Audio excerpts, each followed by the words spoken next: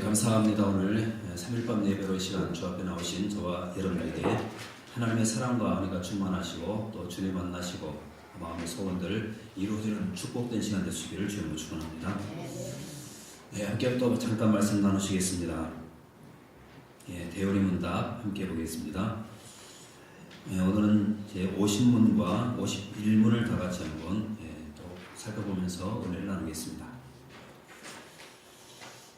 먼저 50문 같이 한번 보시겠는데요. 자, 우리 같이 한번 합독하겠습니다. 50문입니다. 시작. 그리스도께서 죽으신 후에 어떻게 낮아지셨습니까? 자, 예수님께서는 이 땅에 오셨는데 그분은 죽으신 후에도 어떻게 낮아지셨습니까? 하는 이 문제를 좀 다루고 있죠. 자, 그러면 답을 같이 한번 보겠습니다. 자, 시작. 그리스도께서는 죽으신 후에 부활되어 제3일까지 죽은 자의 상태로 사망의 권세에 계셨습니다. 다른 말로 그가 지옥에 내려가셨다라고 표현한 것입니다. 그렇죠? 자, 지금 답을 보니까 이렇게 되죠. 그리스도께서는 죽으신 후에 첫 번째 뭡니까? 묻힌바 되었다. 다시 말하면 장사 지낸 바 되셨다. 그렇게 지금 말씀하죠. 그리고 제3일까지 죽은 자의 상태로 사망의 권세 아래 계셨다. 근데 이것을 다른 말로 하면 어떤 표현이라고 그러죠? 그가 지옥에 내려가셨다. 그런 표현이죠. 이것은 전에도 제가 말씀드렸죠. 우리가 지금 고백하고 있는 사도신경에 빠져있는 그 부분을 이 대요리 문답에서 좀 다루고 있습니다. 자, 그러면 어떤 또 의미가 또 있는지 잠깐 살펴보겠습니다. 자, 그럼 먼저 그리스도께서는 죽으신 후에 묻힌 바 되셨다 그랬는데 고린도전서 15장 3절과 4절 말씀 먼저 보겠습니다. 같이 읽어보겠습니다. 시작. 내가 받은 것을 먼저 너희에게 전하였노니 이는 성경대로 예수께서 우리 죄를 위하여 죽으시고, 자, 4절, 장사 지낸 바 되셨다가 성경대로 다시 살아나사. 다시 한번 3절 말씀 또 보십시오. 자, 내가 받은 것을 먼저 너희에게 전하였노니 이는 자, 무엇대로요? 성경대로. 자, 성경대로입니다. 성경대로. 자, 어떻게 하셨죠? 그리스도께서 우리 죄를 위하여 죽으시고. 자, 그러면 예수님께서 십자가에 죽으신 것은 분명히 무엇대로입니까? 성경대로. 그렇게 말씀합니다. 성경대로. 자, 그런데 4절 말씀도 마찬가지죠. 계속 이어지는 말씀이죠. 그렇다면 장사 지낸 바 되셨다. 이것도 역시 성경대로. 그렇죠? 성경대로. 그 다음에 또 성경대로 사흘 만에 다시 살아나셨다. 자, 그러면 보십시오. 성경대로 주님은 죽으시고 성경대로 장사 지낸 바 되셨고 성경대로 그분은 부활하셨다. 그렇게 말씀하죠. 자, 그런데 오늘 지금 여기서 다루고 있는 것이 뭐냐면요. 자, 성경대로 장사 지낸 바 되셨다. 그런 내용이죠. 자, 그러면 생각해 보십시오. 예수님께서 죽으신 후에 어떻게 낮아지셨는가? 지금 이 문제를 다루고 있죠. 자, 원래가 예수님이 어떤 분이십니까? 하나님이시죠. 여러분, 이 사실을 우리가 절대로 잊어서는 안 됩니다. 하나님이십니다. 자, 그런데 자, 첫사람 아담과 하와가 하나님 앞에 범죄했습니다. 자, 이것 때문에 사망이 왔고 저주가 왔고 고통이 왔습니다. 그런데 그때부터 하나님께서는 어떤 계획을 세우셨는가 하면 이 문제를 해결하기 위해서 바로 이제 구원의 그런 계획을 세우신 것입니다. 구원의 계획을. 그리고 구약성경을 쭉 읽어보시면 많은 선자를 통해서 하나님께서는 그 사실을 말씀하고 또 말씀하고 계속해서 예언을 하셨습니다. 이 구약의 사건이죠. 그러고 난 다음 결정적인 순간이 됐을 때 하나님께서는 독생자를 우리에게 보내주신 것입니다. 자, 그러면 독생자가 이 땅에 오신 이 사건은 상당히 놀라운 사건이라고 지금 말씀드렸죠. 왜 놀라운 사건인가 하면 하나님이 인간의 몸을 입고 낮아지시는 사건이기 때문에 그렇습니다. 자, 하나님은 분명히 섬김을 받아야 되고 그분은 경배를 받으셔야 되고 그분은 예배를 받으셔야 됩니다. 그런데도 불구하고 그분이 직접 만든 피조물 가운데 똑같은 모습으로 낮아지셔서 이 땅에 오셨다는 것입니다.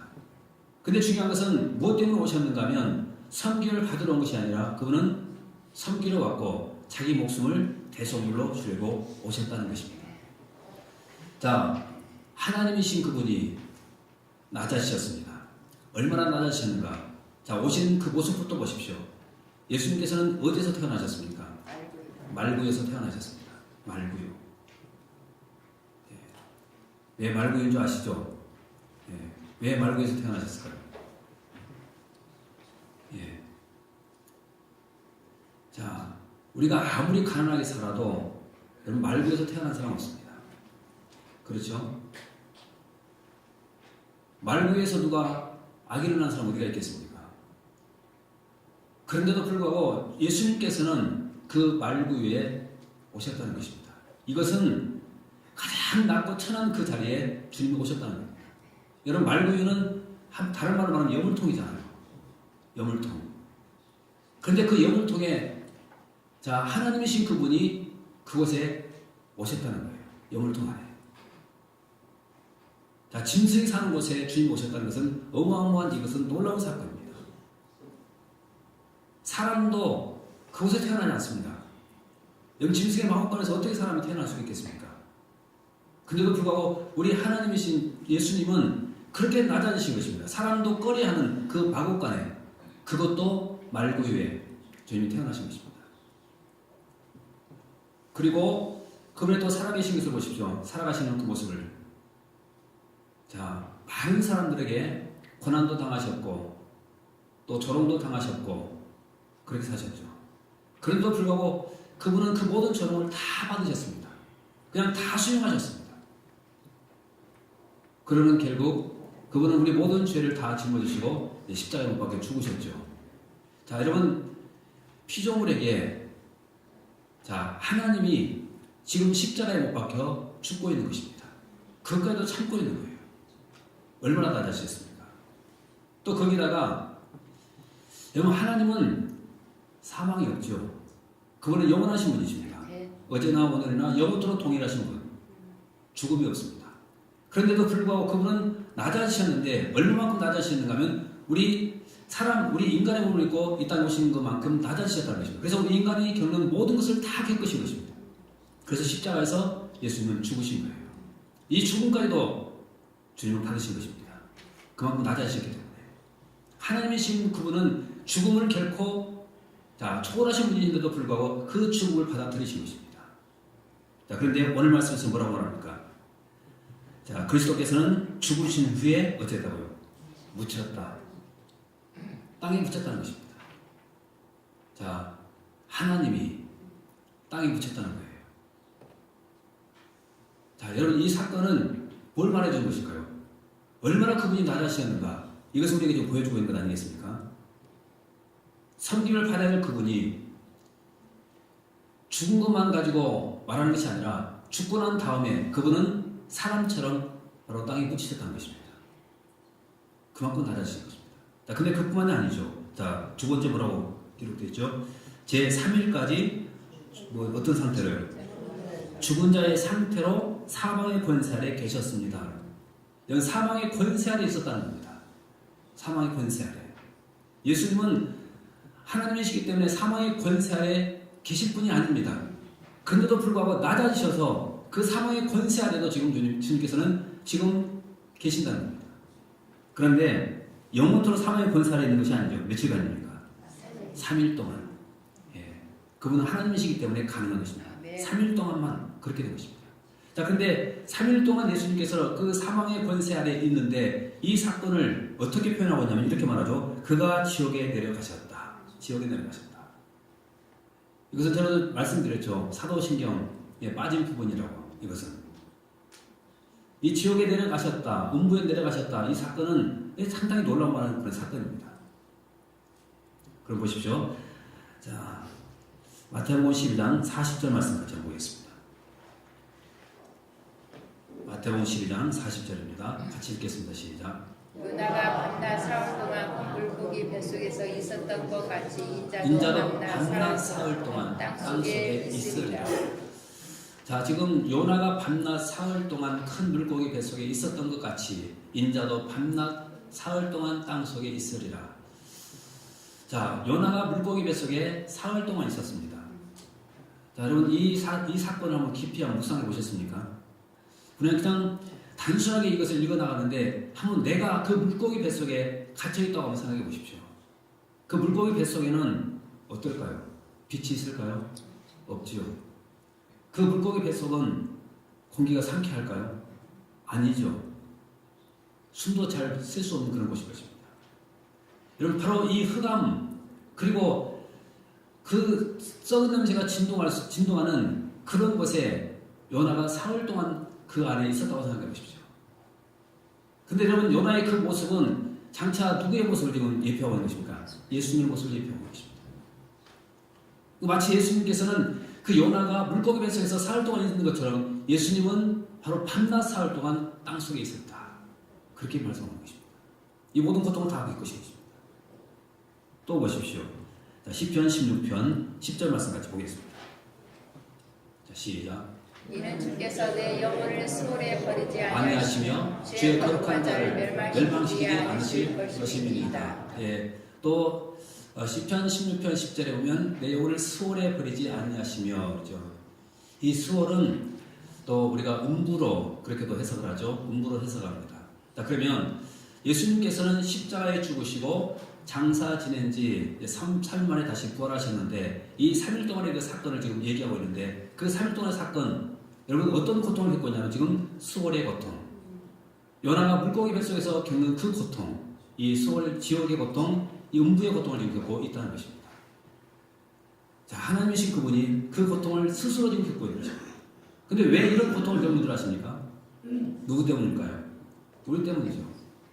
왜 우리 때문인가 하면, 자, 아시는 것처럼 아담과 하와가 선악과를 따먹었습니다. 이것이 원죄죠. 이 원죄로 말미암아서 뭐가 왔냐면 사망이 우리에게 온 것입니다. 여러분, 이 사망은 단순한 육체적인 죽음을 말하는 것이 아닙니다. 영적인 죽음입니다.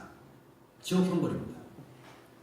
그런데 우리 모든 인류가 바로 그 지옥 형벌을 다 받아야만 되는 것입니다. 근데 중요한 것은 하나님께서, 예수님께서 인간의 몸을 입고 이 땅에 오셔서 우리가 경험해야 될 이 지옥의 고통을 주님이 지금 친히 겪고 계시는 것입니다. 여러분, 그래서 우리가 지옥 가지 않게 된 거예요. 다시 말씀드리면 예수님께서 지옥의 고통을 친히 겪으셨기 때문에 우리가 그 지옥에 가지 않고 우리가 구원받게 된 것입니다. 그래서 주님은 이 십자가에서 마지막으로 하신 그 말씀이 뭔지 아십니까? 내가 다 이루었다. 그 말씀이죠. 이것은 경제적인 용어라고 말씀드렸죠. 내가 다 갚았다. 부채를 다 갚았다. 그런 뜻입니다. 왜 그런가 하면 죄의 삭은 사망인데 예수님께서 그 사망의 고통을 친히 다 경험하시면서 이 모든 부채를 다 갚아버렸기 때문입니다. 그래서 그렇게 말씀하고 있는 것입니다. 자, 하나님이신 그분이 그렇게 낮아지신 것입니다. 절대로 죽음도 모르실 그분이 우리를 구원하기 위해서 낮아지셨고 또 낮아지셨고 마침내 지옥의 고통까지도 다 겪으신 분, 그것이 바로 우리 주님이십니다. 여러분, 이런 은혜를 갖고 기억하고 우리가 인생을 살아야 되지 않겠습니까? 그 다음에 또 51문 또 같이 보겠습니다. 51문 같이 보겠습니다. 자, 같이 읽겠습니다. 시작. 그리스도의 높아지심의 상태는 무엇입니까? 예. 자, 이제 낮아지셨는데 이제 낮아지신 그분이 이제 높아지십니다. 낮아지시다는 이 말을 비하라고 말하고 높아지시다 이 말을 승기라고 이렇게 말하는데, 자, 높아지심의 상태가 무엇인가 또 보십시오. 자, 다 같이 보겠습니다. 시작. 그리스도의 높아지심의 상태는 그분의 부활과 승천과 성부의 오른편에 앉으심과 장차 세상을 심판하러 다시 오신 것을 포함합니다. 자, 지금 그리스도의 높아지심의 상태를 네 가지로 설명하고 있죠. 자, 어떤 거죠? 첫째는 부활, 두 번째는 승천, 또 하나는 이것을 좌정이라고 말씀드렸습니다. 성부 오른편에 앉으심, 좌정하심. 그 다음에 또 네 번째는 심판, 재림. 자, 이 네 가지입니다. 네 가지.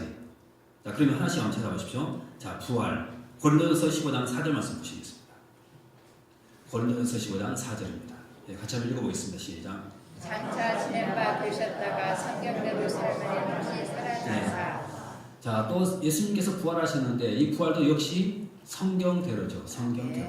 자, 성경대로 주님은 죽으셨고 성경대로 장사 지낸 바 되셨고 성경대로 그분 다시 살아나셨다.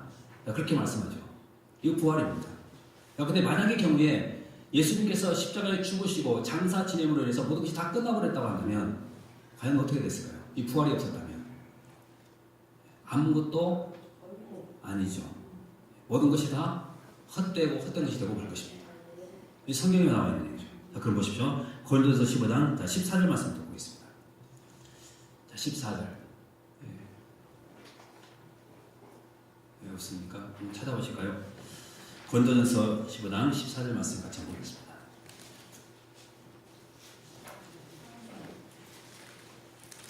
고린도전서 15장 14절.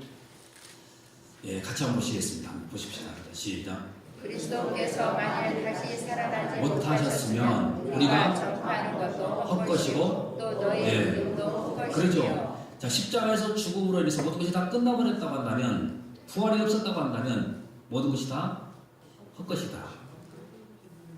자, 무엇이 헛것인가 보십시오. 자, 그리스도께서 만일 다시 살아나지 못하셨으면 우리가 전파하는 것, 이 복음도 결국 헛것이다. 그 다음에 또 우리의 믿음까지도 헛것이다. 자, 그렇게 말씀하고 있어요. 그리스도께서 부활하지 않았다면. 또 있는데요. 자, 19절 말씀 보시죠. 15장 19절. 자, 15장 19절 보십시오. 자, 시작. 만일 그리스도의 안에서 우리가 바라는 것이 다만 이 세상의 삶이면 모든 사람 가운데 우리가 또 불쌍한 자이니라. 자, 여기서 또 뭐라고 말합니까? 만일 그리스도 안에서 우리가 바라는 것이 다만 이 세상의 삶뿐이라면, 부활이 없다면, 자, 모든 사람 가운데 우리가 더욱 뭐한 자라고요? 불쌍한 자다. 그렇죠. 부활이 없다면 가장 우리는 불쌍한 자가 되고 말 것입니다. 부활이 없다면 우리는 믿음도 헛것이 되는 것이고 모든 것이 헛것이 되고 말 것입니다. 그런데 중요한 것은 헛것이 아니라는 것이죠. 아멘. 왜냐하면 예수 그리스도는 사망 권세를 이기시고 그분은 부활하셨기 때문입니다. 아멘. 자, 아까도 말씀드렸죠. 그분은 낮아지실 때는 사망 권세 아래까지도 계셨습니다. 근데 그분은 이제 높아지십니다. 높아지시는 그 순간에는 이 모든 사망 권세를 다 깨뜨려 버린 것입니다. 아멘. 그리고는 부활하신 것입니다. 아멘. 여러분, 부활은 한마디로 말하면 승리입니다. 아멘. 승리. 바로 이 승리가 있었기 때문에 바로 오늘 우리가 지금 이 자리에 있는 것 아니겠습니까? 아멘. 그 다음 또 두 번째 보십시오. 부활하시고 난 다음 또 두 번째 뭐죠? 승천하셨다. 예, 승천이죠. 자, 부활하신 것으로 끝난 것이 아니죠. 그 다음에 두 번째 단계는 승천하셨습니다. 승천. 자, 그러면 한 군데만 보겠습니다. 사도행전 1장 9절로 11절 말씀 보겠습니다. 사도행전 1장 9절로 11절 같이 한번 읽어보겠습니다. 시작. 이 말씀을 마치시고 그들이 보는데 올려져 가시니 구름이 그를 가려 보이지 않게 하더라. 자, 1장 9절 말씀 보니까 이 말씀을 마치시고 그들이 보는데 올려져 가시니. 자, 지금 이것이 승천이죠. 자, 그런데 예수님은 아무도 안 보는 곳에서 몰래 승천하신 것이 아니라는 것이죠. 자, 뭐라고 말씀합니까? 이 말씀을 마치시고 그들이 보는 데서 올라가셨다. 아멘. 자, 그런 보는 사람이 있었다고 한다면 분명히 주님의 이 승천은 분명히 증인이 있다는 것이죠. 아멘. 증인. 몇 명이나 될까요? 500여. 예. 이 승천을 목격한 사람이 500명입니다. 500명. 자, 그리고 난 다음 주님께서는 어떤 약속이 있습니까? 자, 10절과 11절 말씀 한번 읽어보십시오. 자, 10절과 11절 시작. 올라가실 때 제자들이 자세히 하늘을 쳐다보고 있는데 흰옷 입은 두 사람이 그들 곁에 서서. 자, 지금 10절에서 보면 예수님께서 승천하실 때 그 모습을 보면서 제자들은 지금 멍 때리고 있죠. 하늘만 쳐다보고 있는 것입니다. 자, 그때 예수님께서 뭐라고 말씀하시는가? 11절을 같이 또 읽어보겠습니다. 시작. 이르되 갈릴리 사람들아 어찌하여 서서 하늘을 쳐다보느냐? 너희 가운데서 하늘로 올려주신 이 예수는 하늘로 가심을 본 그대로 오시리라 하였느니라. 예. 하늘로 올리신 그분 나중에 그대로 오신다라고 말씀합니다. 아멘.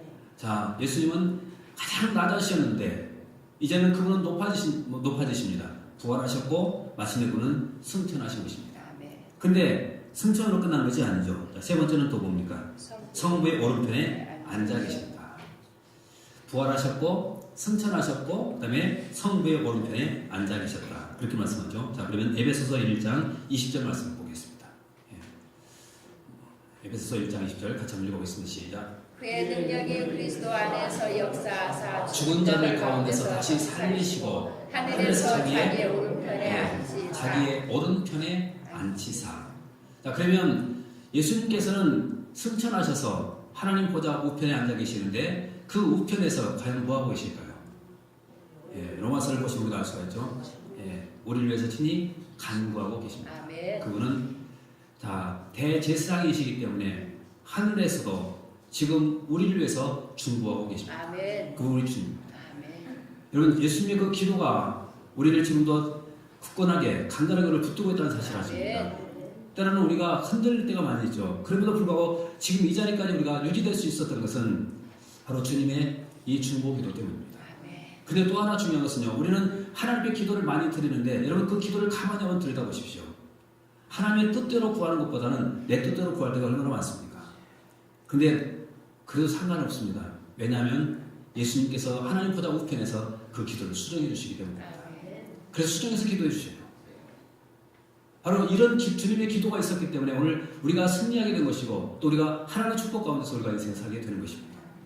여러분 중보자가 있다는 사실, 이것은 우리에게 큰 축복이고 또 놀라운 사실입니다. 바로 그 중보자, 바로 우리 주님이십니다. 그 말을 꼭 믿고 의지하면서 인생을 사시길 바라겠습니다. 그 다음에 네 번째가 또 뭐죠? 자, 세상을 다시 오시는데, 자, 재림이죠. 재림인데, 자, 보십시오. 자, 마태복음 25장 31절 말씀 보겠습니다. 마태복음 25장 31절 같이 읽겠습니다. 시작. 이자가 자기 영광으로 모든 천사와 함께 올 때에 자기 영광의 보좌에 앉으니. 자, 예수님께서는 초림하실 때는 가장 낮고 천한 비하의 신분으로 이 땅에 오셨죠. 그리고는 가장 낮은 자리에서 고통받으면서 그리고 치욕스럽게 그분은 죽으셨습니다. 그렇지만 하나님이시기 때문에 우리 인간의 모든 죄를 다 담당하신 다음에는 그분은 다시 부활하시고 그리고는 그 영광이 회복되십니다.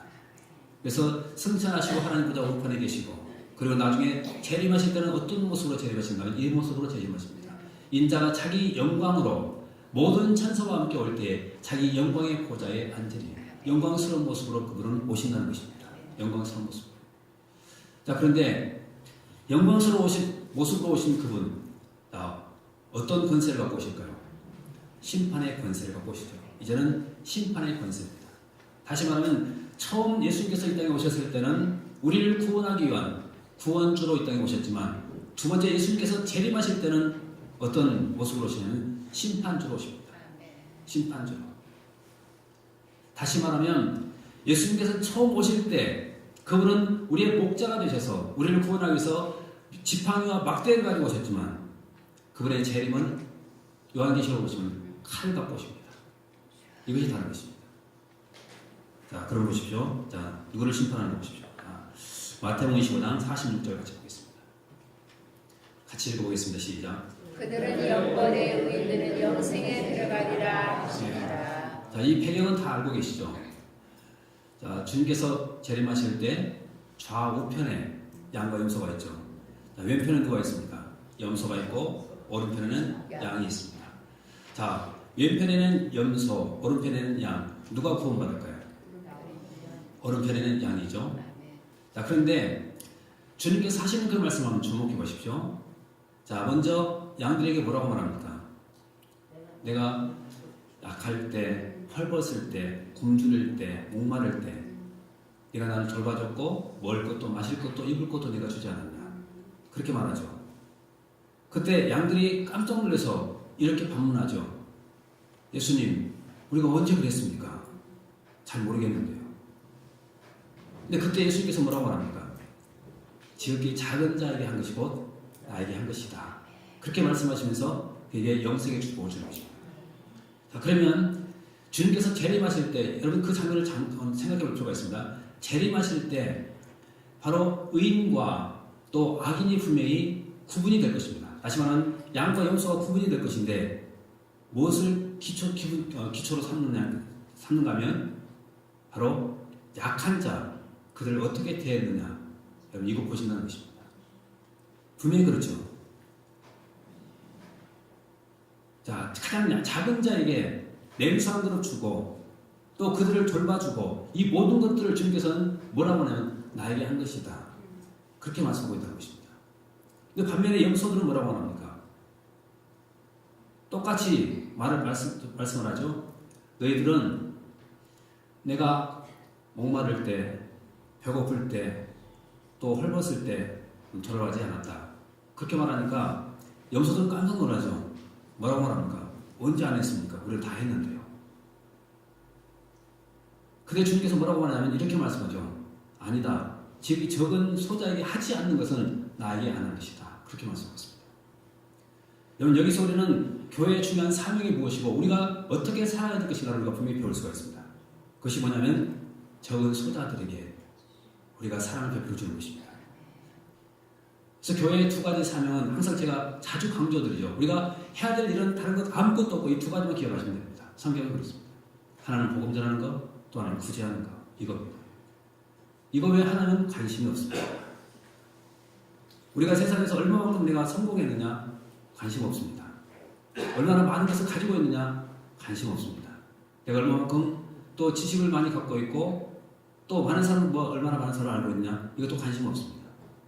관심 있는 것은 내가 얼마만큼 많은 사람들에게 복음 전했느냐? 이거 관심 있고 또 그런 분들에게는 다니엘서 12장에 보시면 한 나라에서 어떤 자가 됩니까? 스타가 됩니다. 분명히 스타가 되죠. 또 그리고 또 하나 구제하는 것이죠. 구제. 이것은 계속해서 우리에게 강조하고 있는 겁니다. 그래서 우리는 교회가 항상 질문을 던져야 할 것이 뭐냐면요. 선교하고 있는가? 구제하고 있는가? 우리가 이 두 가지를 항상 봐야 됩니다. 이 두 가지는 교회의 사명입니다. 그리고 나머지 이제 함께 우리가 교제하고 이런 모든 것들도 결국은 무엇 때문인가 하면 그 두 가지 사명을 위해서 우리가 함께 교제하고 또 하나님께 예배를 드리는 것입니다. 이 두 가지 사명. 절대 잊어서는 안 됩니다. 저는 우리 교회가 이제 110주년 올해가 되죠. 자, 그러면 한번 생각해 보십시오. 우리는 참으로 큰 빚을 지고 있습니다. 110년 전에 자, 선교사님들이 와서 복음 전하고 또 그분들이 순교하면서 피를 흘리고 그러면서 교회가 지금 세워졌는데 여러분 그분들에게 우리는 복음의 엄청난 빚을 졌습니다. 그러면 이제 110년 정도 됐으면 이제는 우리가 이런 생각을 한번 해야 되지 않겠습니까? 어떻게 하면 내가 그 빚을 갚을 수가 있을까? 하면서 생각할 때가 됐습니다. 이제. 그래서 저는 지금 기도 중에 있어요. 뭘 기도 중에 있냐면 이제 110년 정도 됐으면 우리 교회가 좀 복음을 좀 이 빚을 좀 갚았으면 좋겠다. 어디에다 갚을까요? 저는 선교적 교회 좀 세웠으면 좋겠습니다. 이거 빚 갚는 거 일이라고 저는 생각합니다. 여러분 이렇게 많은 역사를 가지고 있음에도 불구하고 우리가 그런 일을 한번 하지 못했다고 한다면 이건 상당히 부끄러운 일 아니겠습니까? 우리는 해야 됩니다. 빚 갚아야 돼요. 왜냐하면 그런 모든 것들은 하나님이 기뻐하신 일이기 때문에 그렇습니다. 그리고 예수님께서 이 땅에 와서 죽으신 이유가 뭡니까? 이 복음 때문에. 그런 건 아니겠습니까? 기도해 주십시오. 저는 우리 전문적인 말씀 아직 드리진 않았지만 이번 110주년 우리가 기념 예배를 드리고 헌당식을 하면서 이제 많은 분들이 우리 교회에 또 축하하러 올 것입니다. 근데 그분들이 어쩌면 축하금을 줄 수도 있을 거예요. 저는 이 모든 돈을 모아가지고 교회에 세우는데 종자 드렸으면 좋겠다. 그런 생각이 듭니다. 10원도 쓰지 말고. 이건 뜻깊은 일 아니겠습니까? 만약에 저에게 준 돈이 있다 하더라도 저는 다 내놓겠습니다. 하나님이 기뻐하시는 일이기 때문에. 그래서 이 110년이라는 이것이 상당히 큰 의미가 있어요. 우리는 100주년 기념예배를 드릴 때 그때 했으면 참 얼마나 더 의미가 있었을까. 근데 여러분 110주년 이 기념예배 그리고 헌당식을 통해서 우리가 그 일을 한다고 한다면 하나님 또 기뻐하지 않겠습니까? 그리고 여러분 이 일은 다른 사람한테 미루지 마십시오. 하나님의 나라의 일은 미루는 것이 아니라 내가 그 일의 주인공이 돼야 돼요. 아멘. 그래서 주님께서 뭐라고 하냐면 침노하는 자의 것이라고 분명히 말씀하셨죠. 미루지 마십시오. 여러분들이 미루게 되면 다음 세대 사람들이 분명히 그 일을 해나갈 겁니다. 그러나 그 일을 위해서는 내가 주인공이 돼야 돼요. 그리고 하나님께 우리가 썼을 때 칭찬받고 상급받아야 되지 않겠습니까?